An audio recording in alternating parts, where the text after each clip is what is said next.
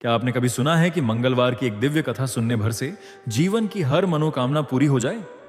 प्रिय श्रोतागण, मंगलवार की इस पावन कथा को सुनने से पहले एक पल रुककर अपने मन को शांत कर लीजिए, क्योंकि आज आप कोई साधारण कथा नहीं सुनने वाले। आज आप उस दिव्य सत्य को सुनने वाले हैं जिसे सुनने भर से मनुष्य के जीवन में वर्षों से जमा पाप, दुख और दुर्भाग्य स्वयं ही पिघलकर मिट जाते हैं। कहा गया है कि मंगलवार का दिन हनुमान जी का दिन है, वह प्रभु जो अपने भक्तों के लिए असंभव को भी पल भर में संभव कर देते हैं। प्रिय श्रोतागण, जिस कथा को आप सुनने जा रहे हैं वह युगों के अनुभव, ऋषियों की तपस्या और भक्ति की ज्वाला से जन्मी है। इसे केवल सुनना भर नहीं है, इसे आत्मा से महसूस करना है, क्योंकि मंगलवार की कथा अपने भीतर वह शक्ति रखती है जो मनुष्य की किस्मत को पलट दे, बुरे ग्रहों का प्रभाव मिटा दे और उस व्यक्ति के जीवन में प्रकाश का द्वार खोल दे जिसे लगता है कि उसके जीवन में बस अंधेरा ही अंधेरा है। बहुत से लोग अपने जीवन में बार बार परेशानियों से घिर जाते हैं। कभी धन की कमी, कभी परिवार में कलह, कभी मन में चिंता, कभी अचानक आई बाधाएं।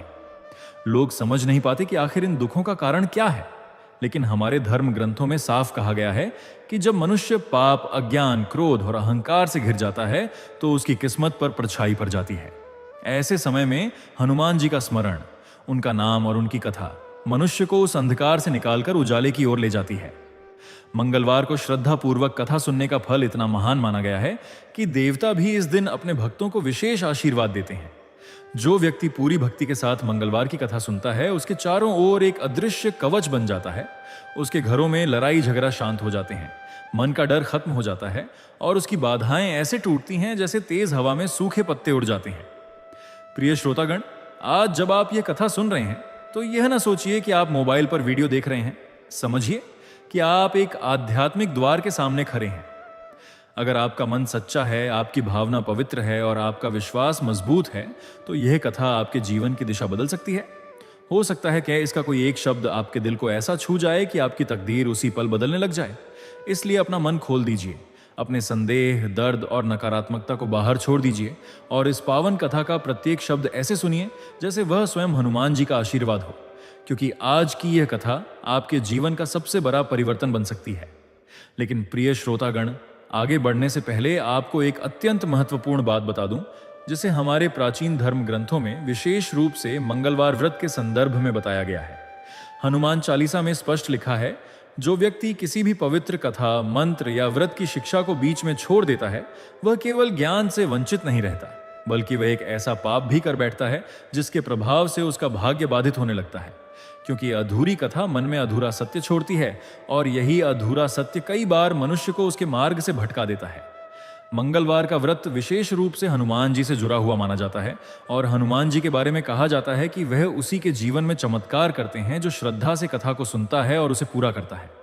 अधूरी कथा न केवल पुण्य को तोड़ती है बल्कि उस शक्ति को भी रोक देती है जो हनुमान जी अपने भक्त को देना चाहते हैं। इसलिए आपसे विनम्र निवेदन है कि आज की इस मंगलमय कथा को अंत तक अवश्य सुने।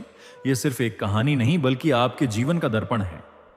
इसमें आपको अपने कर्मों की छाप दिखाई देगी, अपने दुखों का कारण समझ आएगा और उस मार्ग का ज्ञान मिलेगा जिस पर चलकर मनुष्य अपने पापों से मुक्त हो जाता है। हो सकता है इस मंगल दिन की यह दिव्य कथा आपके भीतर ऐसा परिवर्तन कर दे जिसकी आप वर्षों से प्रतीक्षा कर रहे थे। हो सकता है इसका कोई एक वाक्य आपके जीवन के अंधेरे को चीरकर उजाला बना दे और हनुमान जी की कृपा आपके ऊपर अनायास ही बरसने लगे। और प्रिय श्रोतागण, यदि आप सच्चे सनातनी हैं, सच्चे भक्त हैं, तो यह आपका धर्म भी बनता है कि इस पावन मंगलवार की कथा को केवल अपने तक सीमित न रखें। जो ज्ञान आत्मा को शुद्ध करता है, जो व्रत पापों को मिटाता है, वह दूसरों तक अवश्य पहुंचना चाहिए। इसलिए इस वीडियो को लाइक करें, अपने मित्रों और परिवार में साझा करें, वह कमेंट में जय बजरंगबली जरूर लिखें ताकि हनुमान जी की यह कृपा आपके जीवन में पहुंचे। और हमारे चैनल को सब्सक्राइब करना ना भूलें ताकि मंगलवार और शनिवार की दिव्य कथाएं और धर्म से जुड़ी अनमोल शिक्षाएं आपको निरंतर मिलती रहें। तो आइए प्रिय श्रोतागण, श्रद्धा, धैर्य और विश्वास के साथ हनुमान जी के नाम का स्मरण करते हुए इस मंगलमय कथा की पावन शुरुआत करते हैं। प्रिय श्रोतागण, आज की यह कथा उस समय की है जब भक्ति केवल शब्दों में नहीं बल्कि आंसुओं और विश्वास में बसी होती थी। एक छोटा सा गांव जहां धूल भरी पगडंडियां और पुराने दरख्त आज भी उन यादों को समेटे हुए हैं। इसी गांव के एक कोने में बना था एक बहुत ही प्राचीन और जर्जर हनुमान जी का मंदिर। मंदिर की दीवारें दरक चुकी थीं, छत से बारिश का पानी टपकता था और वहां की घंटियां भी जैसे वक्त की मार से खामोश हो गई थीं। लेकिन उस वीराने में भी दो नन्ही जानों की उम्मीदें जिंदा थीं। वे थे दिनेश और उसकी छोटी बहन ममता। दिनेश, जिसकी उम्र अभी खेलकूद की थी, उसके कंधों पर नियति ने दुखों का पहाड़ रख दिया था। और ममता, जो इतनी मासूम थी कि उसे यह भी नहीं पता था कि अनाथ शब्द का अर्थ क्या होता है। जब गांव के अन्य बच्चे अपने माता पिता की गोद में हंसते खेलते, तो ये दोनों भाई बहन उसी पुराने मंदिर के ठंडे पत्थरों पर बैठकर हनुमान जी की उस धूल भरी प्रतिमा को निहारा करते थे। प्रिय श्रोतागण, दिनेश और ममता के माता पिता का साया एक महामारी ने छीन लिया था। उनके जाने के बाद दुनिया जैसे इन बच्चों के लिए बेगानी हो गई। सगे संबंधियों ने मुंह मोड़ लिया और गांव वालों की सहानुभूति भी वक्त के साथ कम होती गई। अब उनके पास रहने को कोई छत नहीं थी, सिवाय उस जर्जर हनुमान मंदिर के। दिनेश अपनी छोटी बहन का हाथ थामे रोज सुबह उस मंदिर की सफाई करता। उसके पास चढ़ाने के लिए न तो फल थे, न फूल, और न ही देसी घी का दीपक। वह बस अपनी फटी हुई कमीज के कोने से पवन पुत्र के चरणों की धूल झाड़ता और घंटों वहीं बैठा रहता। ममता अक्सर भूख से बिलखते हुए पूछती, भैया, मां कब आएगी? पिताजी हमारे लिए मिठाई कब लाएंगे? उन सवालों का दिनेश के पास कोई जवाब नहीं होता था। वह अपनी बहन को कलेजे से लगा लेता और मंदिर की उस प्रतिमा की ओर इशारा करके कहता, देख ममता, वो बैठे हैं ना हमारे रखवाले। मां कहती थी कि जब दुनिया के सारे दरवाजे बंद हो जाते हैं तो ये महावीर हनुमान ही अपने भक्तों के लिए नया रास्ता खोलते हैं। बस तू धीरज रख, वो हमारी पुकार जरूर सुनेंगे। प्रिय श्रोतागण, वह दृश्य इतना मार्मिक होता था कि पत्थर भी पिघल जाए। दिनेश गांव के घरों में जाकर थोड़ा बहुत काम मांगता ताकि ममता का पेट भर सके। कभी किसी का बोझ उठाता तो कभी किसी के खेतों में मजदूरी करता। लेकिन बदले में उसे क्या मिलता? बस चंद रूखी सूखी रोटियां, या कभी कभी तो केवल दुत्कार। लोग उसे अभागा कहकर बुलाते थे। लोग कहते थे कि जिस बच्चे के सिर पर माँ बाप का हाथ ना हो, उसकी किस्मत में अंधेरे के सिवा कुछ नहीं होता। एक मंगलवार की शाम की बात है। आकाश में काले बादल छाए हुए थे और ठंडी हवाएं चल रही थीं। ममता को तेज बुखार था। उसके छोटे छोटे हाथ पैर ठंड से कांप रहे थे। दिनेश के पास न तो दवाई के पैसे थे और न ही उसे ढंकने के लिए कोई गर्म कपड़ा। वह मंदिर के गर्भगृह के एक कोने में ममता को अपनी गोद में लिटाकर बैठा था। मंदिर की छत से पानी की बूंदें टपक रही थीं। दिनेश ने अपनी फटी हुई चादर ममता पर डाल दी और खुद ठंड में ठिठुरता रहा। उस रात दिनेश की आंखों में आंसू नहीं थे, बल्कि एक ऐसी तरफ थी जो केवल एक सच्चा भक्त ही महसूस कर सकता है। उसने हनुमान जी की मूर्ति के सामने खड़े होकर कांपती आवाज में कहा, हे बजरंग बली, मेरी मां कहती थी कि आप संकट मोचन हैं। आप तो बड़े बड़े पर्वतों को उखाड़ देते हैं, समुद्र लांघ जाते हैं। क्या आप इस छोटी सी बच्ची का दुख नहीं देख पा रहे? अगर आज मेरी बहन को कुछ हो गया तो मैं इस दुनिया में किसके सहारे जीऊंगा? क्या अनाथ होना इतना बड़ा पाप है कि हमें सिर छुपाने की जगह भी नसीब नहीं? प्रिय श्रोतागण, मंदिर का वह सन्नाटा दिनेश की सिसकियों से गूंज रहा था। बाहर बिजली कड़क रही थी, लेकिन मंदिर के भीतर एक अजब सी शांति थी। दिनेश को ऐसा लग रहा था जैसे हनुमान जी की वे पत्थर की आंखें उसे देख रही हैं, उसे परख रही हैं। उसे याद आया कि उसकी मां हमेशा मंगलवार को हनुमान जी की कथा सुनाया करती थी। वह कहने लगी थी कि चाहे कितनी भी बड़ी विपत्ति क्यों ना आए, जो हनुमान जी की शरण में आ गया उसे यमराज भी नहीं छू सकते। दिनेश ने निश्चय किया कि वह आज हार नहीं मानेगा। उसने अपनी बहन का माथा चूमा और वहीं मंदिर के आंगन में, जहां तेज हवाएं चल रही थीं, उसने हनुमान चालीसा का पाठ करना शुरू किया। उसकी आवाज में कोई संगीत नहीं था, केवल एक भाई का अपनी बहन के प्रति प्रेम और एक भक्त का अपने आराध्य के प्रति समर्पण था। जैसे जैसे वह पढ़ता गया, उसकी आवाज बुलंद होती गई। रात गहराती जा रही थी और बारिश का वेग भी बढ़ता जा रहा था। बिजली की हर कड़क के साथ दिनेश का दिल बैठ जाता था। ममता का शरीर तवे की तरह तप रहा था और वह बेहोशी की हालत में बस एक ही शब्द बुदबुदा रही थी, भैया, बहुत ठंड लग रही है। पानी। दिनेश की आंखों से आंसुओं की धारा बह निकली। वह द्वार कर मंदिर के उस कोने में गया जहां छत से पानी टपक रहा था। उसने अपने टूटे हुए मिट्टी के स्कोरे में वह पानी इकट्ठा किया और ममता के सूखे होंठों से लगाया। उस वक्त दिनेश को अपनी बेबसी पर जितना दुख था, उतना ही क्रोध भी आ रहा था। उसने हनुमान जी की प्रतिमा के सामने जाकर दहाड़ लगाई, हे महावीर, अगर आप सच में हैं तो चुप क्यों हैं? क्या आपको हमारी चीखें सुनाई नहीं दे रही? लोग कहते हैं आप चिरंजीवी हैं, आप आज भी इस धरती पर वास करते हैं। तो आइए प्रभु, मेरी बहन की सांसें टूट रही हैं, इसे बचा लीजिए। तभी अचानक एक जोरदार बिजली कड़की और मंदिर का वह पुराना घंटा, जो बरसों से जाम पड़ा था, अपने आप जोर से बज उठा। टन्ना ना ना, उसकी गूंज पूरे वीराने में फैल गई। दिनेश ठिठक गया। उसे लगा जैसे हवाओं का रुख बदल गया है। मंदिर के बाहर की झाड़ियों से सरसराहट की आवाज आई। दिनेश डर गया। उसे लगा कोई जंगली जानवर होगा। उसने ममता को और कसकर पकड़ लिया। अंधेरे में से एक साया उभरकर सामने आया। वह एक वृद्ध व्यक्ति थे जिनके शरीर पर केवल एक भगवा लंगोट था।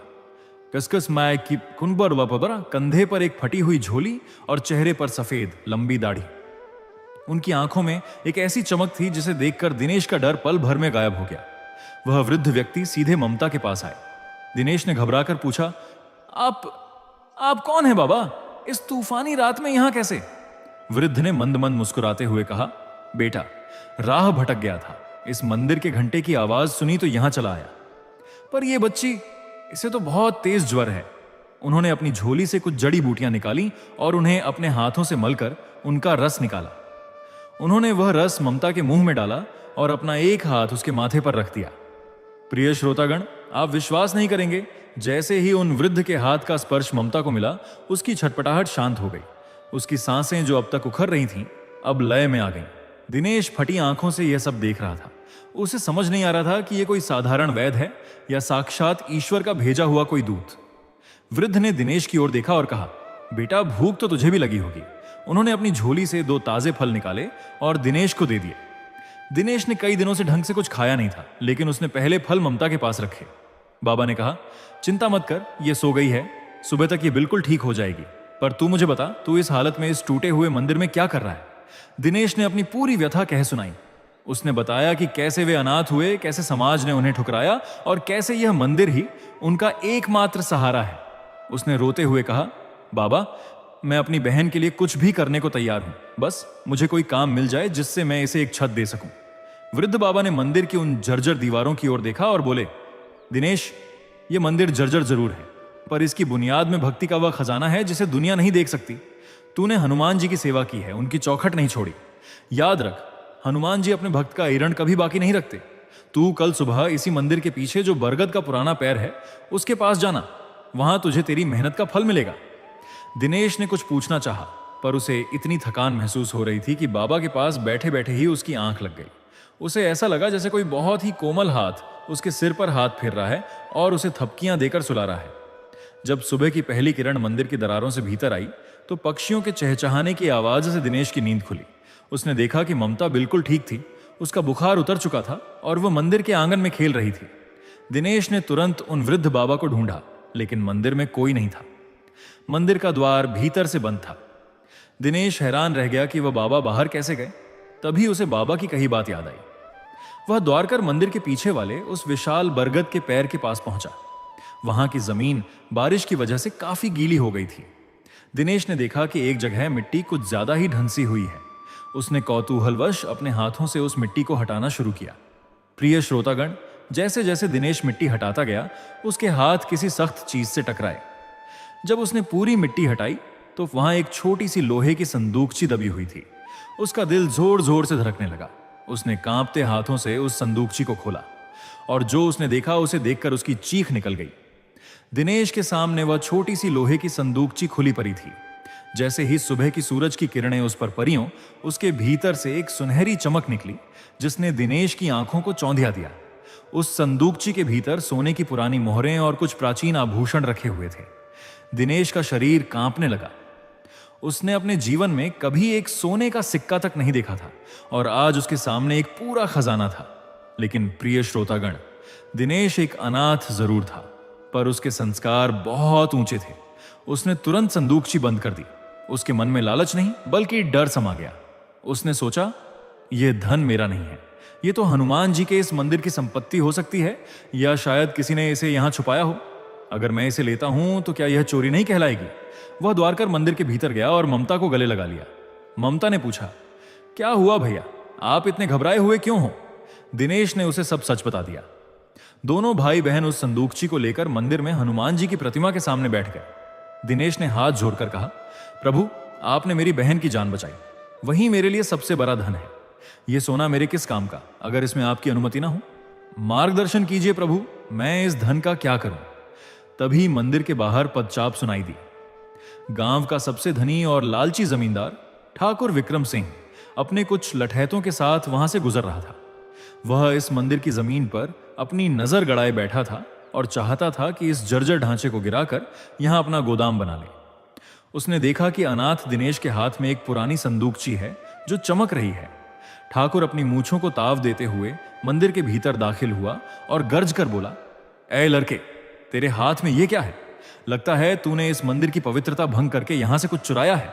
दिनेश ने कांपते हुए कहा, नहीं ठाकुर साहब, ये मुझे बरगद के पैर के नीचे दबी हुई मिली, मैंने चोरी नहीं की। ठाकुर की आंखों में लालच उतर आया। उसने झपट्टा मारकर वह संदूकची छीन ली। जब उसने उसके भीतर का सोना देखा तो उसकी जीभ लपलपाने लगी। उसने कुटिलता से हंसते हुए कहा, यह मंदिर मेरी रियासत की जमीन पर है, इसलिए यहां से मिलने वाली हर चीज मेरी हुई, और तूने इसे चुराकर भागने की कोशिश की है। लठैतों, इस लड़के को पकड़ लो और इसे गांव की पंचायत में ले चलो। आज इसे ऐसी सजा मिलेगी कि कोई अनाथ फिर कभी चोरी करने की हिम्मत नहीं करेगा। प्रिय श्रोतागण, ममता रोने लगी। वह ठाकुर के पैर पकड़कर गिड़गिड़ाने लगी, मेरे भैया को छोड़ दीजिए मालिक, उन्होंने कुछ नहीं किया, हमें तो वह सोना चाहिए भी नहीं, आप ले लीजिए, बस मेरे भैया को छोड़ दीजिए। लेकिन पत्थर दिल ठाकुर ने ममता को धक्का दे दिया और दिनेश को घसीटते हुए पंचायत की ओर ले गया। पूरे गांव में शोर मच गया कि अनाथ दिनेश ने मंदिर का खजाना चुराया है। पंचायत बैठी, लोग तरह तरह की बातें करने लगे। ठाकुर ने झूठी गवाही दी कि उसने दिनेश को गड्ढा खोदकर सोना निकालते और भागते हुए रंगे हाथों पकड़ा है। सरपंच ने गंभीर होकर पूछा, दिनेश, क्या तुझे अपनी सफाई में कुछ कहना है? दिनेश की आंखों में आंसू थे, पर उसका सिर झुका नहीं था। उसने साहस बटोरकर कहा, सरपंच जी, मैं अनाथ जरूर हूं पर चोर नहीं। वह धन मुझे एक बाबा के कहने पर मिला, मैंने तो उसे प्रभु के चरणों में समर्पित कर दिया था। ठाकुर साहब ने उसे मुझसे छीन लिया। ठाकुर जोर से हंसा, कौन से बाबा? इस तूफान में यहां कौन आएगा? यह लड़का झूठ बोल रहा है।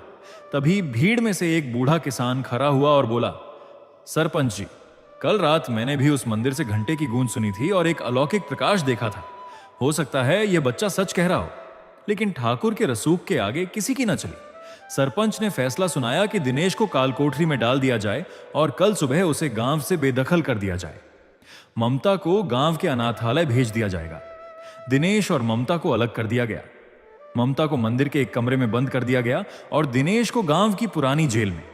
उस काली रात में दिनेश फिर से अकेला था। उसे अपनी फिक्र नहीं थी, उसे चिंता थी अपनी छोटी बहन ममता की, जो अंधेरे से बहुत डरती थी। दिनेश ने जेल की सलाखों को पकड़कर चीखना शुरू किया, बजरंगबली, क्या यही आपकी न्याय नीति है? मैंने आपकी सेवा की, आपकी आज्ञा मानी, फिर हमें यह सजा क्यों? क्या आप अपने भक्तों को ऐसे ही अकेला छोड़ देते हैं? उधर ठाकुर अपने हवेली में बैठा उस सोने की मोहरों को गिन रहा था। वह बेहद खुश था। लेकिन तभी उसकी हवेली के दरवाजे अपने आप जोर जोर से खड़कने लगे। हवाएं इतनी तेज चलने लगीं कि हवेली के झूमर टूटकर गिरने लगे। ठाकुर को लगा कि कोई भूकंप आया है। अचानक हवेली की दीवार पर एक विशाल परछाई उभरी, एक ऐसी परछाई जिसके हाथ में गदा थी और जिसकी आंखें क्रोध से लाल थीं।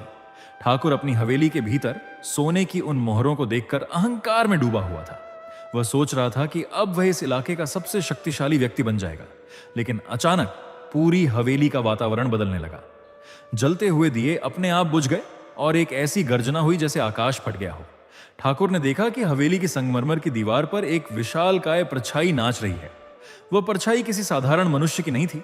उसके हाथ में एक भीमकाय गदा थी और उसकी पूंछ आकाश की ऊंचाइयों को छू रही थी। ठाकुर का अहंकार पल भर में हवा हो गया। उसने कांपती आवाज में पूछा, कौन है वहां? पहरेदारों, कोई है? लेकिन बाहर सन्नाटा था। हवेली के सारे पहरेदार जैसे गहरी निद्रा में सो गए थे। तभी एक भारी गूंजती हुई आवाज सुनाई दी, अरे मूर्ख मानव, जिस धन पर तू अपना अधिकार जता रहा है वह उन अनाथ बच्चों की सेवा का फल है। तूने न केवल एक बालक को न्याय से वंचित किया बल्कि एक भाई को उसकी बहन से अलग कर दिया। क्या तू समझता है कि महाकाल के दूत तुझे छोड़ देंगे? ठाकुर डर के मारे जमीन पर गिर पड़ा। उसने देखा कि वह सोने की संदूकची जो मेज पर रखी थी अचानक दहकने लगी है। उसमें से मोहरों की जगह अंगारे निकलने लगे। ठाकुर के हाथ जलने लगे और वह दर्द से चिल्लाने लगा। उसे अपनी आंखों के सामने काल दिखाई दे रहा था। उधर गांव की उस अंधेरी काल कोठरी में दिनेश बेसुध पड़ा था। तभी उसे वही दिव्य सुगंध महसूस हुई जो उस रात मंदिर में आई थी। उसने अपनी आंखें खोलीं और देखा कि जेल की सलाखें अपने आप मोम की तरह पिघल रही हैं। एक अदृश्य शक्ति उसे बाहर खींच रही थी। दिनेश को एक आवाज सुनाई दी, दिनेश, उठ बेटा, ममता को तेरी जरूरत है, जा और अपनी बहन को उस संकट से निकाल। दिनेश बिना सोचे समझे द्वार पर आ। वह सीधे उस पुराने मंदिर की ओर भागा जहां ममता को बंद किया गया था। वहां पहुंचकर उसने देखा कि मंदिर के उस कक्ष का दरवाजा, जिसे बड़े बड़े तालों से बंद किया गया था, वह मात्र एक धक्के से खुल गया। ममता एक कोने में दुबक कर रो रही थी। जैसे ही उसने दिनेश को देखा, वह द्वार कर उसके सीने से लग गई। भैया, मुझे पता था आप आओगे। बजरंगबली ने मुझसे कहा था कि आप आ रहे हो। दिनेश ने ममता का हाथ पकड़ा और वे दोनों मंदिर के मुख्य आंगन में हनुमान जी की प्रतिमा के सामने खड़े हो गए। तभी वहां ठाकुर बदहवास हालत में दौड़ता हुआ आया। उसके कपड़े फटे हुए थे और वह पागलों की तरह चिल्ला रहा था, मुझे बचा लो, मुझे बचा लो, वह मुझे मार डालेगा। ठाकुर सीधे हनुमान जी के चरणों में गिर पड़ा। उसके पीछे पीछे गांव के सरपंच और अन्य लोग भी वहां पहुंच गए, जो हवेली में मची तबाही देखकर हैरान थे। ठाकुर ने सबके सामने अपना पाप स्वीकार कर लिया। उसने रोते हुए कहा, मुझसे बड़ी भूल हो गई, मैंने इन बच्चों को फंसाया, यह खजाना इन्हीं का है, बजरंगबली मुझे क्षमा करें। प्रिय श्रोतागण, जैसे ही ठाकुर ने अपने पापों का प्रायश्चित किया, मंदिर में एक अद्भुत प्रकाश फैला। उसी प्रकाश के बीच वही वृद्ध बाबा प्रकट हुए जो उस रात आए थे, लेकिन इस बार उनके शरीर से करोड़ों सूर्यों की आभा निकल रही थी। गांव वाले उनके तेज के सामने अपनी आंखें मैं नहीं खोल पा रहे थे।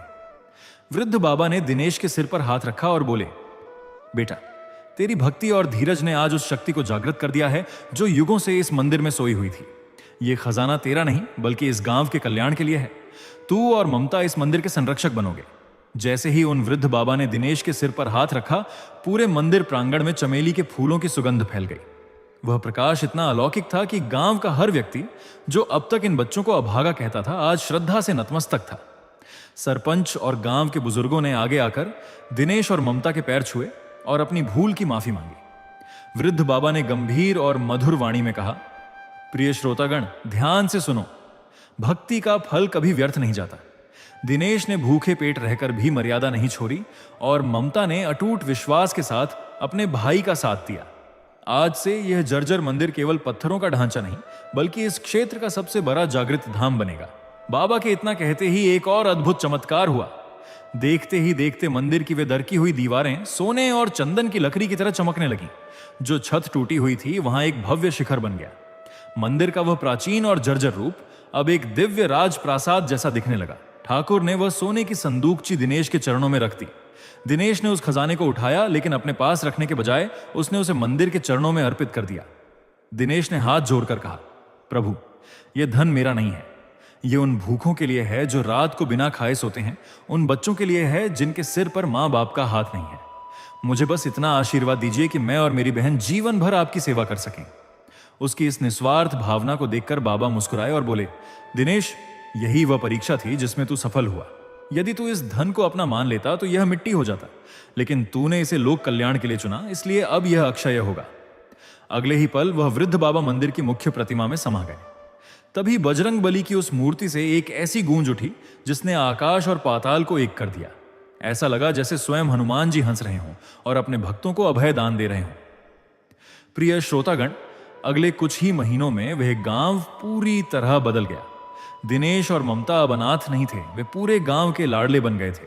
ठाकुर ने अपने पापों के प्रायश्चित के लिए अपनी आधी संपत्ति मंदिर के नाम कर दी, जिससे वहां एक विशाल धर्मशाला और अनाथ बच्चों के लिए पाठशाला बनाई गई। दिनेश खुद उन बच्चों को पढ़ाता और ममता मंदिर के रसोई घर में भक्तों के लिए प्रसाद बनाती। अब वहां कोई भूखा नहीं सोता था। जो मंदिर कभी वीरान था, वहां अब 24 घंटे जय बजरंगबली के जयकारे गूंजते थे। उस साल गांव में खुशियां तो बहुत थीं, पर प्रकृति का मिजाज अचानक बिगड़ गया। कई हफ्तों तक मूसलाधार बारिश होती रही। गांव के पास बहने वाली नदी उफान पर थी। चारों तरफ हाहाकार मच गया। देखते ही देखते नदी का बांध टूट गया और भीषण बाढ़ का पानी गांव की ओर बढ़ने लगा। लोग अपने घर बार छोड़कर ऊंचे स्थानों की ओर भागने लगे। लेकिन सबसे बड़ा संकट तब आया जब बाढ़ के पानी ने उस पाठशाला और अनाथालय को घेर लिया, जहां दर्जनों छोटे बच्चे और बुजुर्ग आश्रय लिए हुए थे। पानी की लहरें इतनी तेज थीं कि कोई भी उन्हें बचाने की हिम्मत नहीं कर पा रहा था। दिनेश और ममता मंदिर की ऊंची सीढ़ियों पर खड़े यह मंजर देख रहे थे। तभी दिनेश को याद आया कि अंतर ध्यान होने से पहले उस वृद्ध बाबा हनुमान जी ने उसके कान में एक बात कही थी। उन्होंने कहा था, बेटा, जब भी कोई ऐसा संकट आए जिसे मनुष्य की शक्ति न रोक सके, तब तू इस मंदिर के मुख्य ध्वज झंडे को पकड़कर मेरा स्मरण करना। तेरी पुकार मुझ तक सीधे पहुंचेगी। दिनेश ने बिना अपनी जान की परवाह किए उस उफनते पानी में छलांग लगा दी। ममता चिल्लाती रही, भैया मत जाओ, पानी बहुत तेज है। पर दिनेश के भीतर उस समय साक्षात पवन पुत्र का बल समा गया था। वह लहरों को चीरता हुआ मंदिर के सबसे ऊंचे शिखर पर लगे उस विशाल भगवा ध्वज तक पहुंच गया। पूरा गांव दूर पहाड़ियों से यह देख रहा था। दिनेश ने दोनों हाथों से उस वज्र के समान मजबूत ध्वज को थाम लिया और अपनी पूरी आत्मशक्ति के साथ चिल्लाया, हे संकट मोचन, हे अंजनी पुत्र, आज आपके इन अनाथ बच्चों पर संकट आया है। यदि मेरी भक्ति सच्ची है, यदि मैंने निष्काम भाव से आपकी सेवा की है, तो आइए प्रभु, इस विनाश को रोक लीजिए।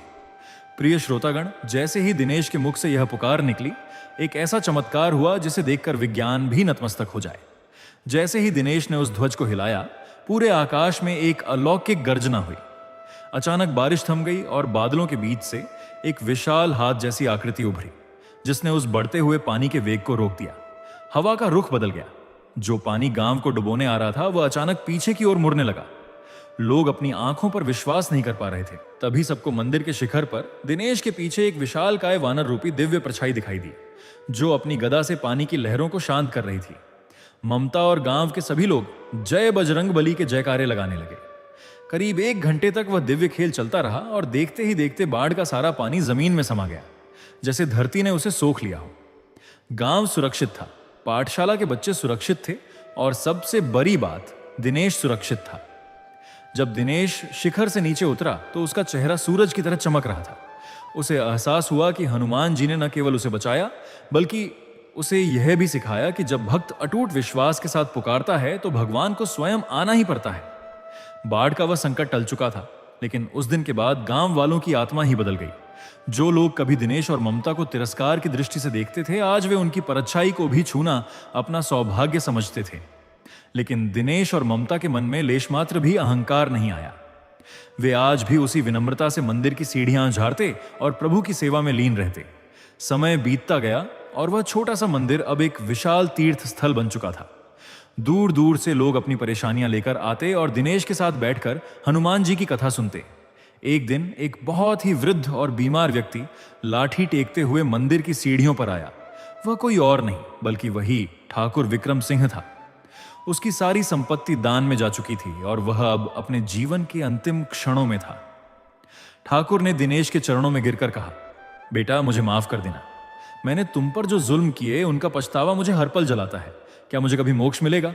दिनेश ने बड़े ही प्रेम से ठाकुर को उठाया और हनुमान जी की प्रतिमा की ओर इशारा करते हुए कहा, ठाकुर साहब, क्षमा मांगनी है तो उस महाबली से मांगिए। वे तो इतने दयालु हैं कि विभीषण जैसे शत्रु के भाई को भी शरण दे दी थी। बस आपका मन सच्चा होना चाहिए।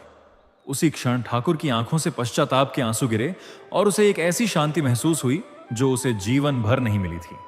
प्रिय श्रोतागण, दिनेश और ममता ने अपना पूरा जीवन उसी मंदिर की सेवा में समर्पित कर दिया। कहा जाता है कि जब वे दोनों वृद्ध हुए तो एक मंगलवार की संध्या को, जब मंदिर में आरती हो रही थी, अचानक पूरे गर्भगृह में वही दिव्य प्रकाश फैला जो बरसों पहले दिखा था। दिनेश और ममता ने एक दूसरे का हाथ पकड़ा, बजरंग बली के चरणों में अपना सिर रखा और हमेशा के लिए उसी परम ज्योति में विलीन हो गए। उनकी मृत्यु के बाद गांव वालों ने देखा कि हनुमान जी की प्रतिमा के दोनों ओर 2 छोटे छोटे पत्थर स्वतः ही उभर आए हैं, जो दिनेश और ममता की याद दिलाते हैं। आज भी उस मंदिर में जो कोई भी सच्ची श्रद्धा से मंगलवार की कथा सुनता है, उसे उन दोनों भाई बहन की भक्ति का एहसास होता है। तो प्रिय श्रोतागण, इस कथा से हमें यह शिक्षा मिलती है कि परिस्थितियां चाहे कितनी भी विपरीत क्यों ना हो, यदि आपका विश्वास हनुमान जी पर अटल है तो बड़े से बड़ा संकट भी आपका बाल बांका नहीं कर सकता। अनाथ होना या गरीब होना दुख की बात नहीं है। असली दुख तो तब है जब हम उस ईश्वर का साथ छोड़ देते हैं जो हर पल हमारे साथ खड़ा है। दिनेश और ममता की यह मार्मिक कथा हमें सिखाती है कि निस्वार्थ सेवा और अटूट धैर्य ही वह कुंजी है जिससे स्वर्ग के द्वार खुलते हैं। मंगलवार का यह व्रत और यह कथा केवल सुनने मात्र के लिए नहीं है, बल्कि इसे अपने आचरण में उतारने के लिए है। प्रिय श्रोतागण, आशा है कि दिनेश और ममता की यह हृदयस्पर्शी गाथा आपके अंतर्मन तक पहुंची होगी।